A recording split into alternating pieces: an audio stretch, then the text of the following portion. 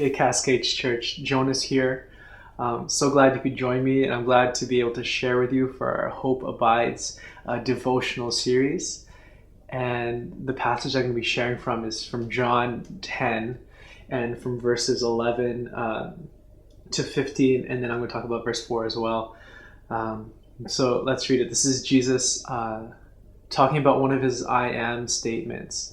And here he's talking to the Pharisees, and he's describing himself as the good shepherd. And in days to come, we will hear more I am statements. So this is just one of them. And would you read with me? This is John 10. Verse 11, it says, I am the good shepherd. The good shepherd lays down his life for the sheep. He who is a hired hand and not a shepherd, who does not own the sheep, sees the wolf coming and leaves the sheep and flees. And the wolf snatches them and scatters them. He flees because he is a hired hand and cares nothing for the sheep. But Jesus says this, I am the good shepherd. I know my own, and my own know me. Just as the Father knows me, and I know the Father. And I lay down my life for the sheep. And so when I think of sheep, I just think, dirty farm animals. I think of barns and trucks and these big, massive farms. But in this picture, Jesus is describing something different. During his time, it was different from what we would imagine right now. Jesus is trying to describe himself as a shepherd who is caring, who is intimate, who is affectionate and personable with his sheep. They're not just some product that he's pushing through, but he truly cares for his sheep.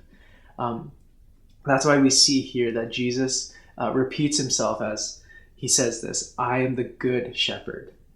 And not only does he repeat that twice, he also repeats that he lays down his life for his sheep.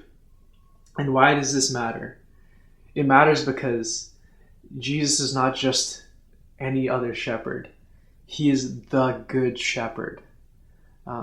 He is a shepherd who not only risks his life, but actually gave his life. He laid down his life. He chose to lay it down for the sheep. And so that's the kind of shepherd that Jesus is portraying that he is.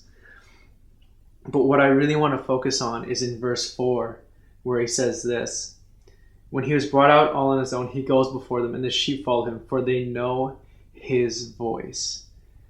And Cascades Church, that's what I want us to focus on right now, is that we need to know the voice of the good shepherd. And why does it matter that we know the voice of the good shepherd? And how do we know the voice of the good shepherd? Well, I would encourage you that to go to God's word. He's revealed himself through his word. It is alive and it is true. And that's part of why we're doing this series, to ground ourselves in God's word so we know who he is and his heart for us. And so I would really encourage you, check out his word, spend some time, go into your room, close the door, make it silent, or maybe play some soft music. But I would go into his word, because that's where we see who Jesus is and who this good shepherd is.